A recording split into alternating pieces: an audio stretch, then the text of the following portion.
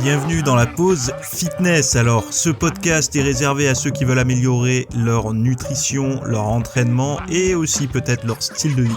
Donc, pour tous ceux qui me suivent depuis quelques temps déjà, vous pouvez me laisser une petite évaluation sur la plateforme de podcast de votre choix. C'est ce qui m'aide le plus. Allez, on démarre l'épisode.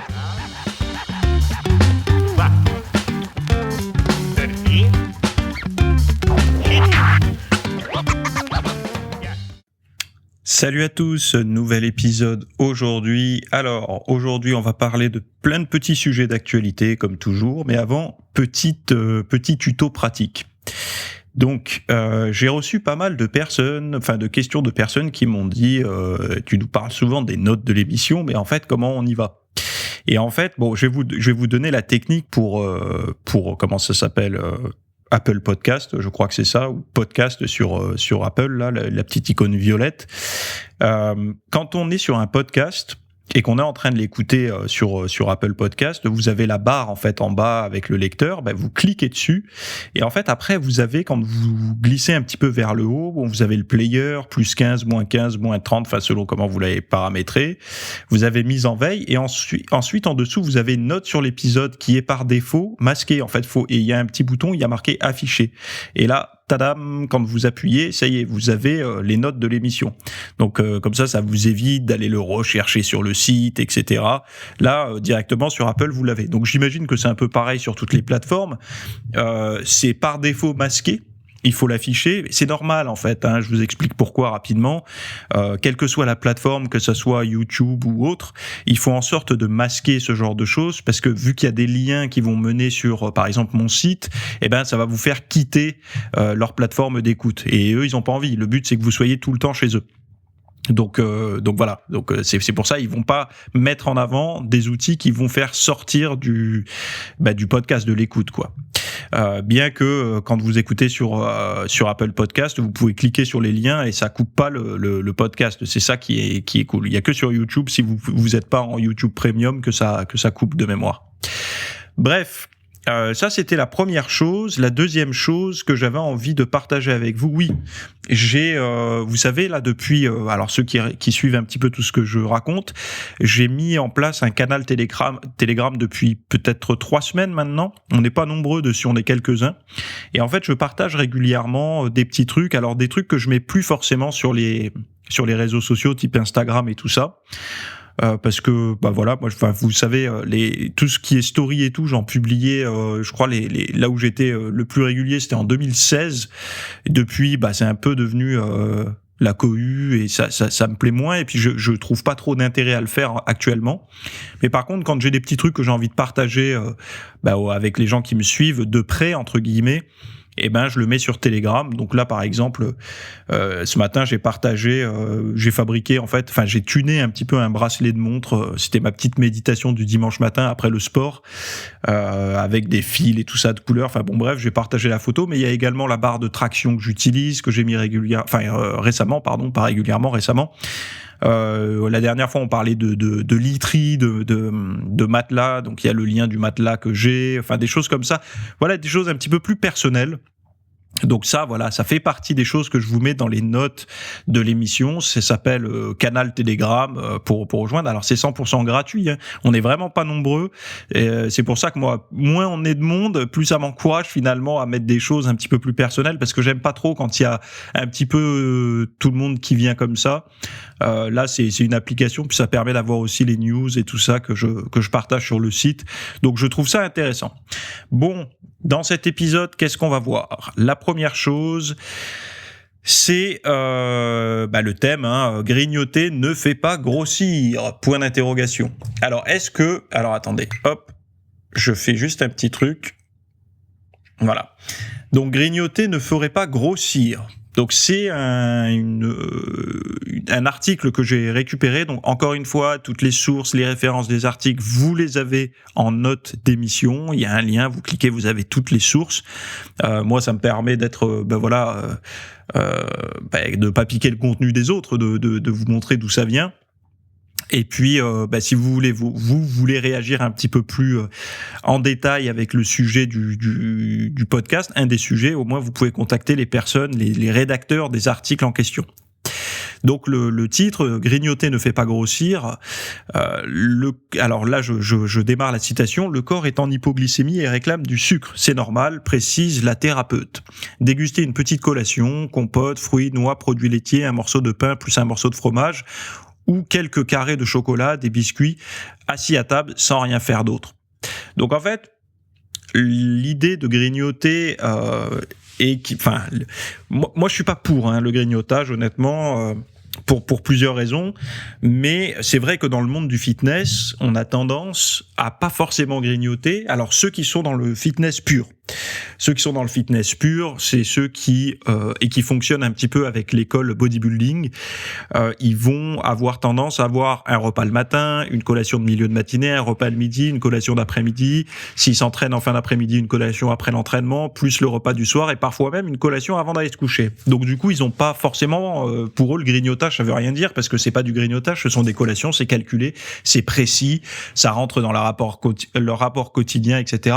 Mais en règle générale, ces personnes-là ont des repas moins conséquents, donc c'est-à-dire que le matin, midi, soir, c'est pas des gros repas, c'est des repas plus modestes, et ils ont après un apport en protéines, en glucides et tout aussi réparti un petit peu sur les collations. Donc c'est un choix, c'est un mode de vie, c'est un style de vie un peu bodybuilding, j'ai envie de dire, mais qui est très répandu, enfin notamment aux États-Unis, assez moins chez nous en France, à part les vieux de la vieille, mais sinon c'est relatif. En France là, à ce moment, on est vraiment dans la mode du jeûne intermittent.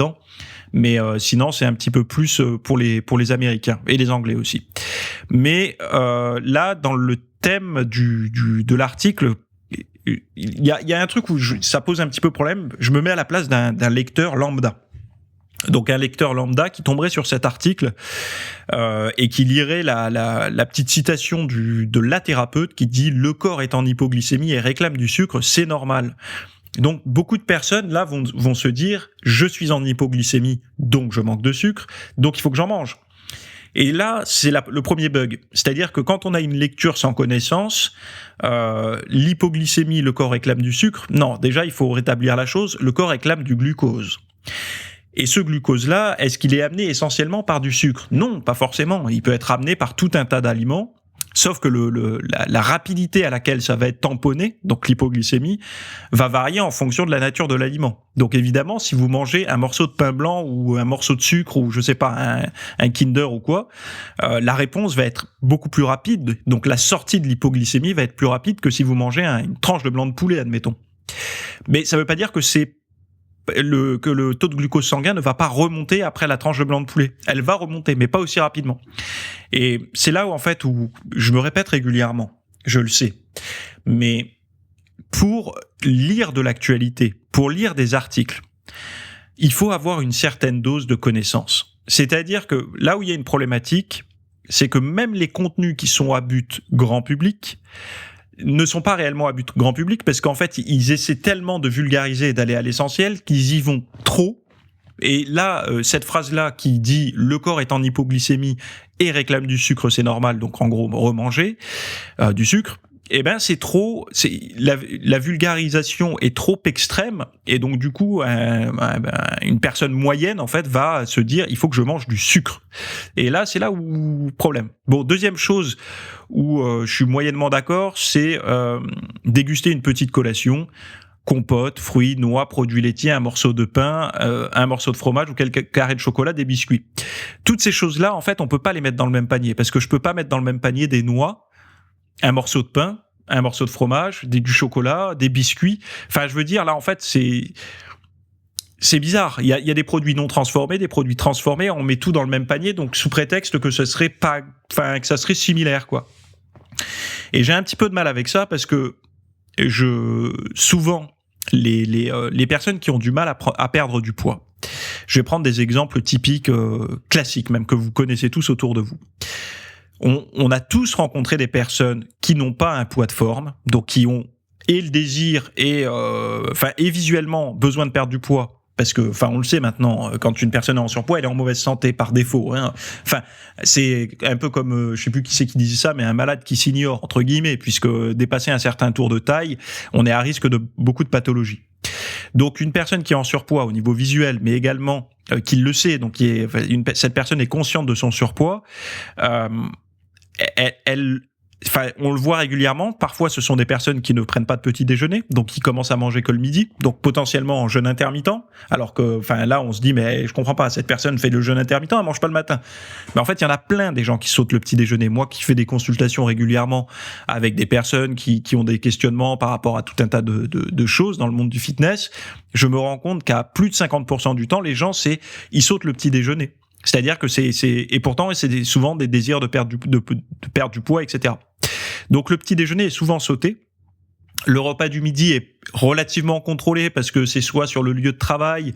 Donc ça veut dire quoi? Quand je dis relativement contrôlé, ça veut pas dire que la nature des aliments est contrôlée, ça veut dire que les quantités sont limitées. C'est-à-dire que quand vous allez manger au resto ou à la cantine, vous avez votre plateau. Et puis, en ce moment, resto et cantine, c'est pas trop d'actualité, mais vous avez votre plateau, la dose est prévue, ou la gamelle que vous êtes préparée, c'est prévu. Alors je sais qu'il y en a qui aiment pas le mot gamelle. Dans le monde du boulot, ceux qui ne travaillent pas avec un petit repas emporté, nous, souvent, on appelle ça des gamelles. Alors il y en a qui vont appeler ça comment on appelle ça? Il y a une marque là avec les Tupperware, c'est à la mode. Je vais pas leur faire de la pub, mais les trucs repas que vous emportez sur le lieu de travail, quoi, en gros. Et donc c'est relativement modeste et contrôlé en termes de dosage. Et donc du coup, à un moment donné, si vous n'avez pas eu de petit déjeuner, si le repas du midi est modeste et que vous faites du sport et tout ça, il y a un moment donné où vous allez réclamer. C'est pas vous qui allez réclamer, c'est votre organisme va réclamer les calories manquantes. Et ces calories manquantes, ils vont se manifester en fin de journée devant vous parce que vous allez être bien reposé, pas reposé justement, bien détendu, mais complètement épuisé au niveau de la volonté puisque toute la journée est passée, vous avez dû affronter des diverses tâches mentales et physiques. Et donc du coup, c'est là où va s'installer l'abondance alimentaire. Donc c'est là où moi je trouve qu'il y a beaucoup de problèmes par rapport à ça. Parce que si on autorise, c'est pas, chacun fait ce qu'il veut, mais si on encourage le grignotage en plus de ça, ça ne peut pas aller mieux. Donc le grignotage ne ferait pas grossir. Moi je suis d'accord avec ça dans l'image, dans l'idée, dans le protocole, dans le style de vie de quelqu'un qui fait attention, c'est-à-dire qui a un style de vie fitness et tout ça, et donc du coup qui fractionne ses prises alimentaires comme le font et le faisaient les anciens culturistes, à peu près toutes les 2-3 heures, en prise de masse et tout ça. Après, pour un individu ou une personne qui souhaite perdre du gras, qui a pas trop de notions en alimentation et tout, moi je me rends compte de plus en plus que les gens veulent démystifier, déconstruire en fait les choses un peu difficiles pour rendre un petit peu, en fait pas besoin de vous prendre la tête, vous pouvez manger à l'instinct, vous pouvez grignoter, vous pouvez manger le soir, vous pouvez faire tout un tas de choses, mais je ne comprends pas pourquoi. Alors que toute la science va dans l'autre sens, je vous le dis clairement, grignotage, produits transformés, toutes ces choses-là, ça va dans l'autre sens, c'est-à-dire que ça démontre bien que c'est pas bon. Pourquoi il y a des gens qui recommandent ça? Pour moi, ça pourrait peut-être avoir un sens pour des personnes qui font des TCA. C'est-à-dire des personnes qui vont se retenir de toute leur force de grignoter et de manger la journée et qui vont péter leur frigo le soir et leur placard vraiment à se faire mal au ventre. Pourquoi pas pour ces personnes-là, si ça peut leur permettre d'avoir moins de calories, de mieux gérer leur crise, ok. Mais ça serait une partie du traitement. Mais je sais pas si cet article s'adresse à ce genre de personnes. Donc moi, je pense que oui, cette thérapeute a raison. On peut, quand il y a des hypoglycémies, il faut, si le corps est en hypoglycémie, il faut l'aider. Mais je pense que l'article en lui-même devrait être un petit peu plus précis. Et je suis pas pour tirer les gens vers le bas. C'est-à-dire de les maintenir à un niveau de connaissance médiocre, il faut dire ce qui est. Je préfère fournir des informations un petit peu plus pointues, de manière à forcer les gens à se tirer vers le haut. Et ça c'est mon point de vue. Après chacun fait ce qu'il veut, mais j'ai peur qu'avec ce genre d'articles, qui sont d'ailleurs beaucoup plus lus et beaucoup plus populaires que des articles un petit peu plus sérieux. Sérieux dans le sens avec plus de données. Je dis pas que cet article n'est pas sérieux, je dis juste que cet article est moins... il y a moins de jargon scientifique et tout, donc du coup c'est moins effrayant pour un lecteur moyen. Mais la problématique que je trouve par rapport à ça, c'est que voilà, on va retenir le grand titre, la grosse citation, le corps est en hypoglycémie et réclame du sucre, c'est normal, donc vous pouvez grignoter, manger du sucre, votre corps le demande, c'est bon pour la santé, etc. Là, j'ai plus de mal parce qu'il faut des compétences, il faut des connaissances pour réussir à bien gérer ça. Et on peut pas mettre compote, fruits, noix, produits laitiers, morceaux de pain, fromage, carré de chocolat et biscuits dans le même panier pour une petite collation. Voilà, ça c'est mon point de vue. Par contre, je suis d'accord avec le assis à table sans rien faire d'autre pendant la collation. Ça, je suis d'accord parce que plus on est devant quelque chose, un écran, une story ou quoi pendant qu'on prend sa collation, et moins on va avoir l'impression de manger. Et enfin, c'est pas bon quoi. Deuxième chose, je bois un petit coup d'eau et je continue. On est déjà 11 minutes de podcast, il faut que j'accélère un peu. D'ailleurs, juste petit rappel, ce dimanche à 10h est sortie la formation sur l'iode. Donc l'iode, et je vous montre il y a tout un tableau, il y a plein de choses, c'est en vidéo. C'est intéressant parce que l'iode, on en entend de plus en plus parler, et je pense que c'est une notion qui est assez peu connue, en tout cas dans la nutrition en France. Vous avez déjà dû entendre parler du sel iodé, de toutes ces choses-là, ou de l'iode et de la thyroïde, ce genre de choses. Je vous ai fait une petite formation pour savoir si vous êtes à risque de carence ou pas, et savoir un petit peu les bonnes habitudes que vous pouvez avoir pour justement, si vous faites partie de ce cas de figure-là, et certainement si vous faites du sport, de solutionner ces potentiels risques de carence, même si on n'est pas dans un pays à risque de carence forte. Bref, vous avez le lien en description. Donc voilà, une deuxième chose que j'ai vue, c'est une étude sur Clermont-Ferrand, donc un appel à l'étude. Je sais pas si ça peut intéresser des personnes qui écoutent le podcast. Moi, personnellement, je le ferai pas, mais parce que j'aurais pas envie de le faire. Mais je sais qu'il y a des personnes qui pourraient le faire. Je crois qu'elle est rémunérée. En tout cas, vous mangez à l'œil, ça c'est sûr. Donc, l'étude requiert des hommes entre 25 et 55 ans, pesant plus de 73 kilos et dont le tour de taille au niveau du nombril est supérieur à 94 cm. Les personnes remplissant ces conditions sont susceptibles de présenter plus de risques de cardiovasculaire que la moyenne. Et en fait, ils font une étude sur l'alimentation. Donc l'étude, c'est pour comparer. Alors il y a l'INRA qui est impliqué, voilà. Et c'est une étude pour deux styles d'alimentation. Donc plutôt végétal. En fait, c'est une étude où ils veulent orienter des gens à manger végétal. Donc avec, je crois, 1/3 de protéines animales dans la diète et 2/3 d'origine végétale, et une autre où ça serait de l'alimentation avec des protéines animales comme à peu près la personne moyenne, c'est-à-dire beaucoup. Je suis curieux. Alors le régime, voilà. Donc le régime A ressemble dans ses apports à celui d'un Français moyen. Environ 2/3 des apports en protéines sont issus des produits animaux et 1/3 en produits végétaux. Et le régime alimentaire B est constitué à l'inverse de 2/3 des apports protéinés sont issus de produits végétaux contre 1/3 de produits animaux. Donc voilà, il ne s'agit pas du tout de diaboliser les apports animaux. Donc voilà. Bref, donc ceux que ça intéresse, l'étude est à Clermont-Ferrand, je crois. Je vous ai mis le lien si vous voulez voir à quoi ça ressemble, si vous voulez y participer. Moi, je suis pas affilié à ça, hein, c'est juste que j'ai vu ça dans l'actu. Si ça peut intéresser, je pense que personne va mourir de cette étude. Enfin, bien que je sais pas le nombre de participants qu'il va y avoir, mais s'ils prennent des personnes à risque, c'est pour bien voir laquelle des deux est la plus risquée. Je suis curieux d'avoir les résultats, mais encore une fois, faut voir la nature de la diète, parce que l'apport alimentaire, les 2/3 de protéines du Français moyen, je vous le dis tout de suite, c'est pas des blancs de poulet, du steak maigre et des œufs bio bleu blanc cœur. Ça sera charcutes, protéines issues des produits préparés. Donc certes, lasagne, donc bœuf ou viande de cheval, je sais pas, ça dépend. Et donc voilà, ça va être j'imagine, s'il se rapproche du français moyen, ça sera pas notre diète à nous, hein.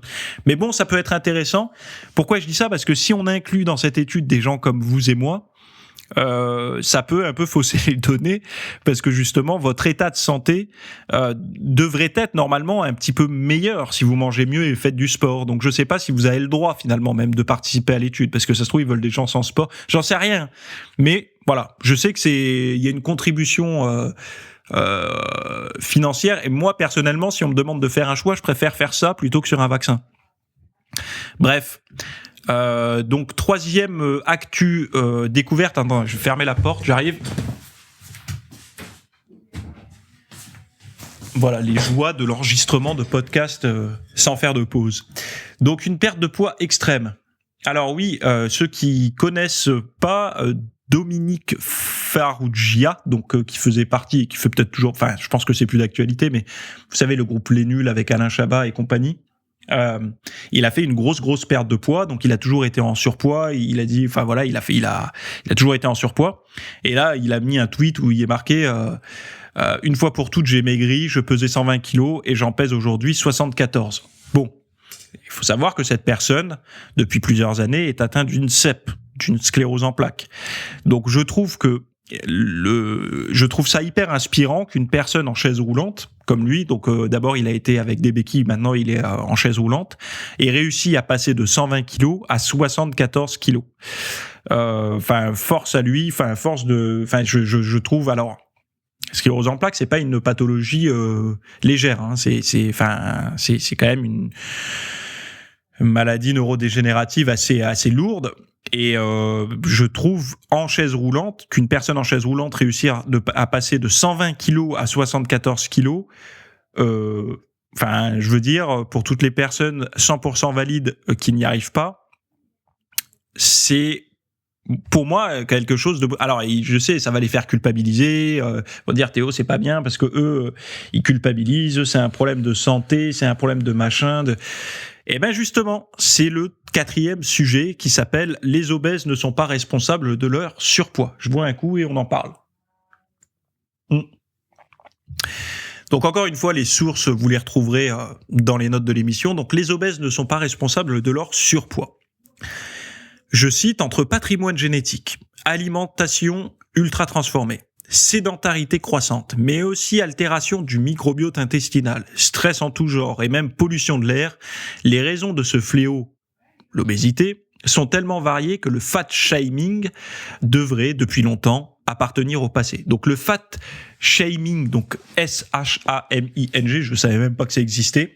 En fait, c'est le fait de dénigrer les personnes en surpoids, enfin, d'avoir une image négative de ces gens-là et tout.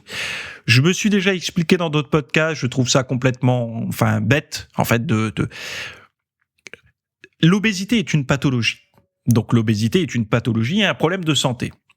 Pour moi, critiquer, pointer du doigt une personne obèse, ce serait comme de dire « t'as un cancer, bouh, mais t'es moche, t'es laid ». Enfin, je veux dire, une personne qui fait ça, on a envie de lui casser les genoux. Enfin, on peut pas, enfin voilà, pour moi, c'est une pathologie.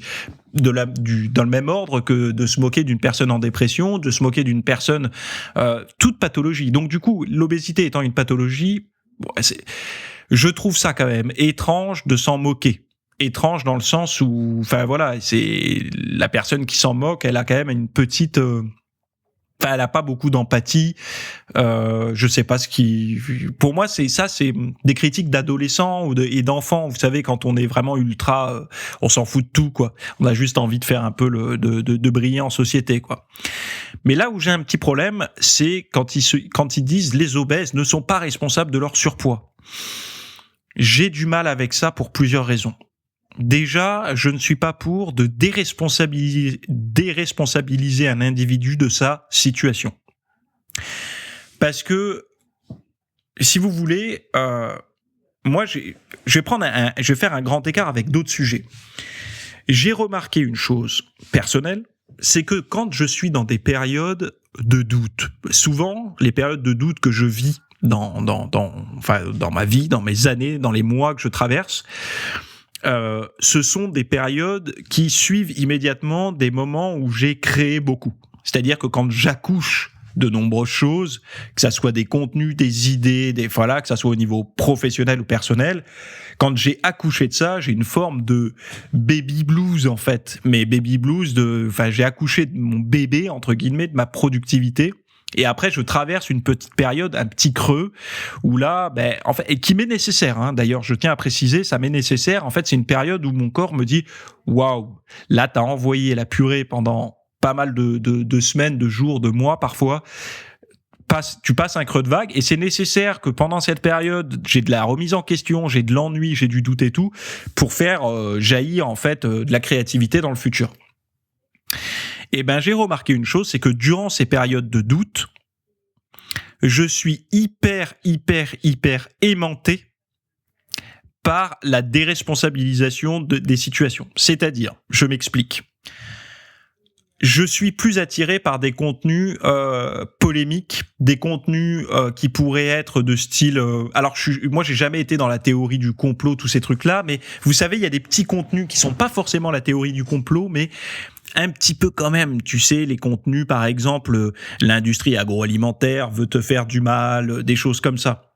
Tu sais, ce genre de choses où, comme s'il y avait des choses secrètes, et à cause de ces sociétés secrètes, que ça soit au niveau du gouvernement, au niveau de l'alimentation, etc. Attendez, petite pause, téléphone sonne, toujours quand j'enregistre, hein, évidemment, c'est jamais à un autre moment. Donc, on reprend. Excusez-moi, je sais même plus où j'en étais, c'était un colis qui arrivait, et ça m'a complètement embrouillé l'esprit. Bref, oui, je disais que quand j'ai ces périodes-là, j'ai tendance à être aimanté, attiré par ces contenus-là. En fait, par une forme de déresponsabilisation de ma situation. C'est-à-dire que si je vais mal, c'est parce que, à cause de ci, à cause de ça, à cause de... Et en fait, j'encourage fortement les gens à se remettre en question par rapport à tout un tas de choses.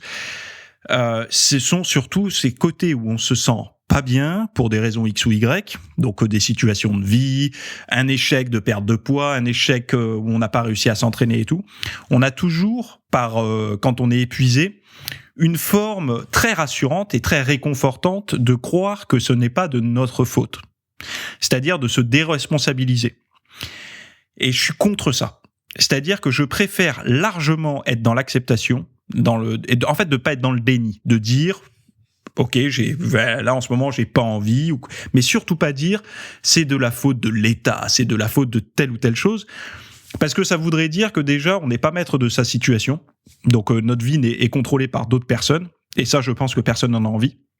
Enfin moi peut-être qu'après j'ai peut-être un petit conflit d'enfance contre l'autorité qui est non résolu, j'en sais rien, mais je pense que beaucoup de personnes se reconnaîtront en tout cas dans mes propos. Quand on est face, en fait, on cherche des réponses à des questions compliquées quand on a ces périodes-là.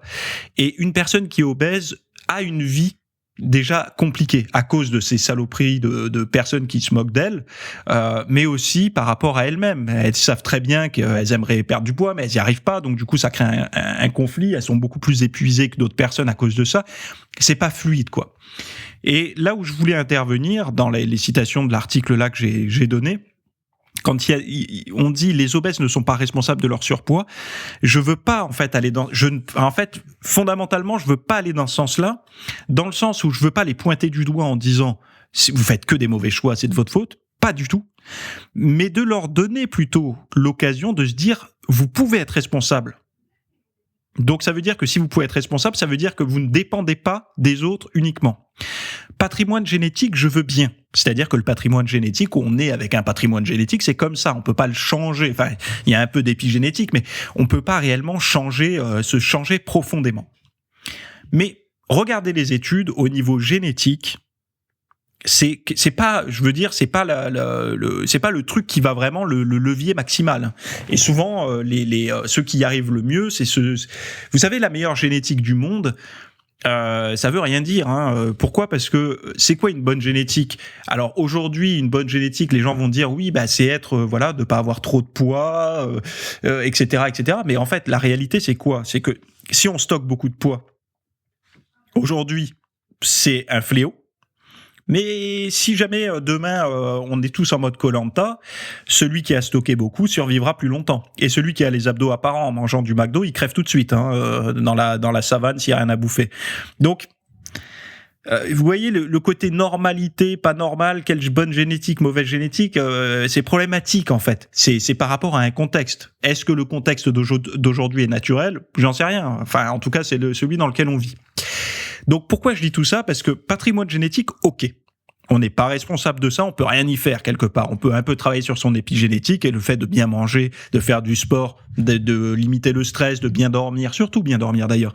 On peut avoir une influence sur sa génétique, donc modifier un petit peu, je parle. Mais après, voilà.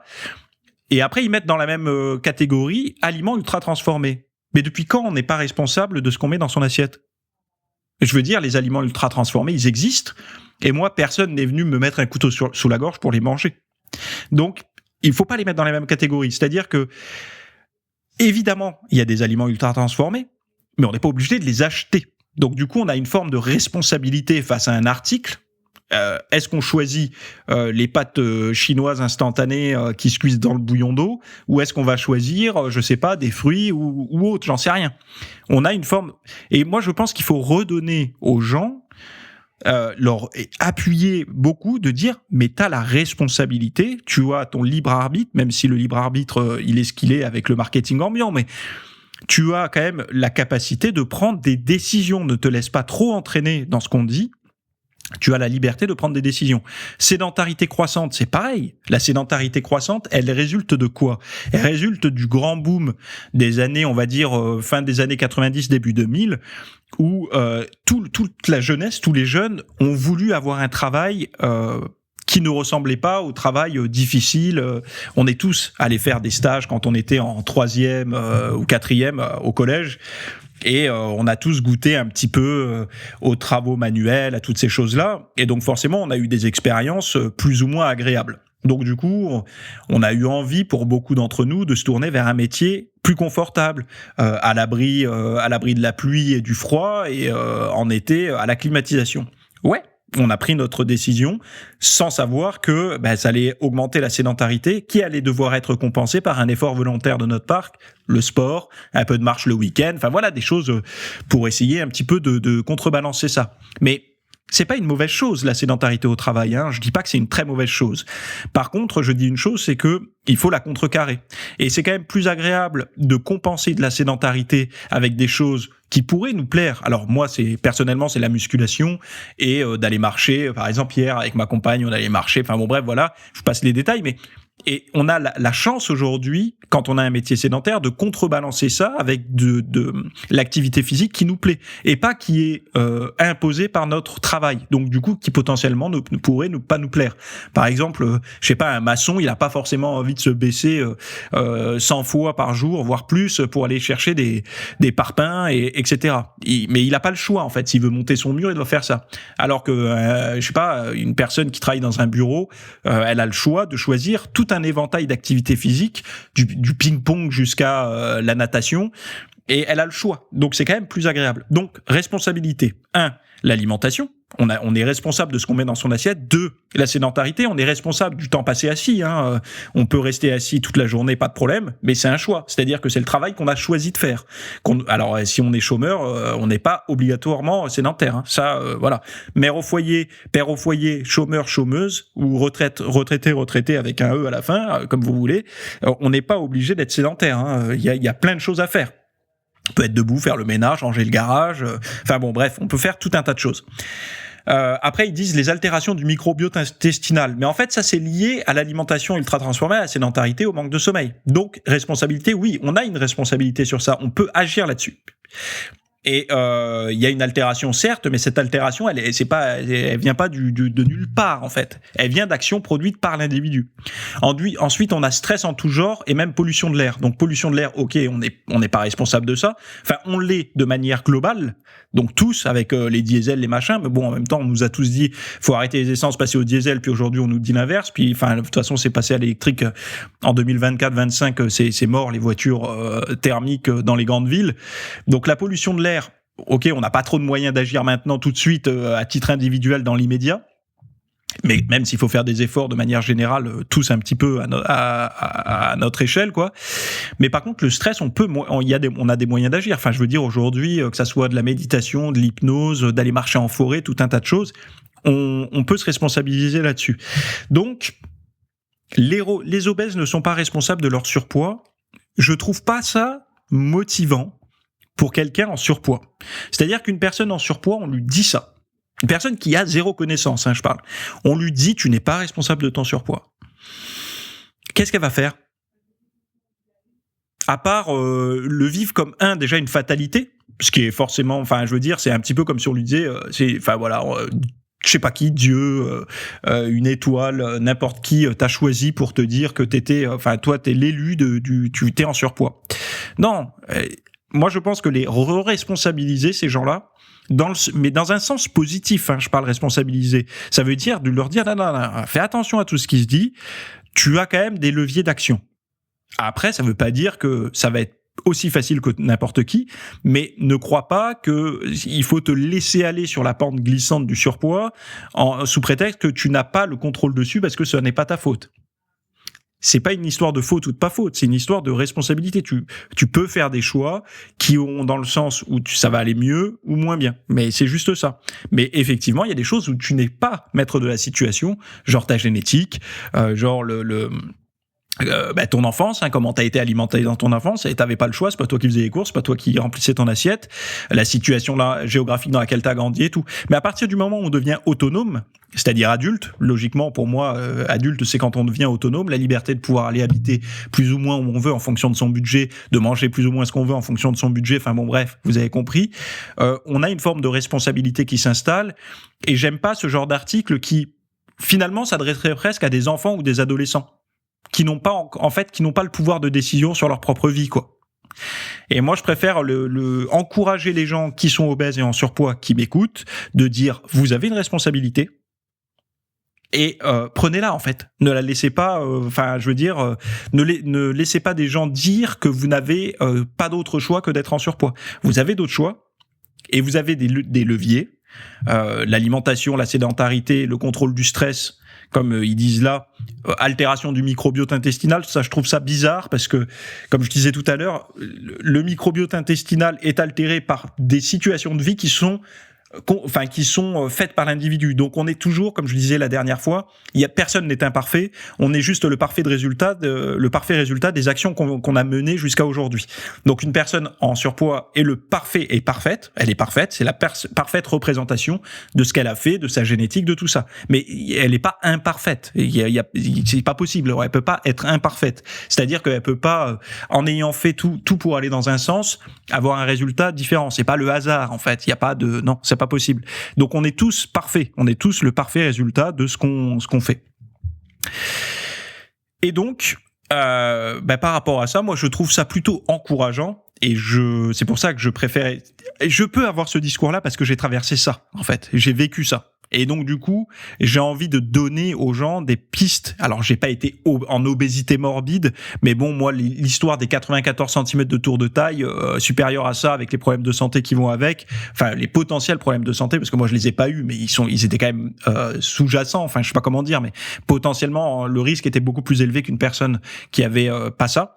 J'ai traversé ça, donc j'ai une certaine forme de légitimité à en parler, à la fois parce que j'ai eu les revers psychologiques, donc c'est-à-dire le fat shaming qui s'appelait pas comme ça en fait, t'avais du bide, tes collègues de boulot ils disaient putain mais t'es un gros lard, mais c'était on se taquine comme ça en fait, nous entre mecs c'était à l'époque bon, et quelque part des fois ça peut piquer, donc on fait bonne figure, mais t'as envie de lui foutre ton poing dans la gueule quoi, tu vois, même si c'est un pote, quand il te dit ça t'as quand même envie de le piquer un peu, et tu sais inconsciemment que c'est quand même un peu défavorable pour le côté séduction et tout ça. Bref, après tu grandis et tout, et puis tu fais des choix, tu dis est-ce que je reste comme ça ou pas. Mais responsabilisons-nous tous. Il y a beaucoup d'exemples. Et c'est pour ça que j'ai voulu parler de ça juste après celui sur Dominique Farrugia, parce que 120 kilos, chaise roulante, pathologie assez sévère quand même, la sclérose en plaques, et aujourd'hui il en pèse 74 kilos, il a pas 20 ans. Il a pas 20 ans ce monsieur. Donc je trouve que leur redonner la liberté aux personnes en surpoids de pouvoir faire des choix et pas de leur dire c'est une fatalité. Je trouve ça beaucoup plus motivant en fait. Bref, c'est mon point de vue, vous avez le droit de me critiquer et je m'arrête ici pour ce sujet. Alors j'avais eu un autre sujet, j'avais même deux autres petits sujets, une citation de lecture et un autre sujet. Je vous les donne pas dans le podcast parce que ça fait déjà trop longtemps qu'on parle ensemble et je sais qu'il y en a qui me disent Théo, il faudrait pas que ça dure trop longtemps non plus. Donc je vais m'arrêter ici. Les deux autres sujets par contre, je vous les mets quand même dans les notes de l'émission, donc vous avez le lien pour avoir toutes les sources et je vous les mets à la fin de mon article, donc c'est sur le site. C'est deux autres trucs que j'avais envie de parler, une citation de lecture et un résumé d'article. Et vous pouvez aller voir ça en description. Et pour rappel, si vous voulez me rejoindre sur Telegram pour le petit canal avec les tips quotidiens où je parle, c'est muscu et pas que muscu, hein, c'est de tout. Et d'ailleurs, j'ai partagé aussi l'interview que j'ai donnée pour un YouTuber récemment, où justement on parle de mon style de vie, de mes autres passions, de tout un tas de choses. Il y a le lien dans ce fameux canal Telegram. Allez y faire un tour, on se retrouve là-bas. Et merci à tous pour votre fidélité et votre écoute depuis toutes ces années. Bye bye.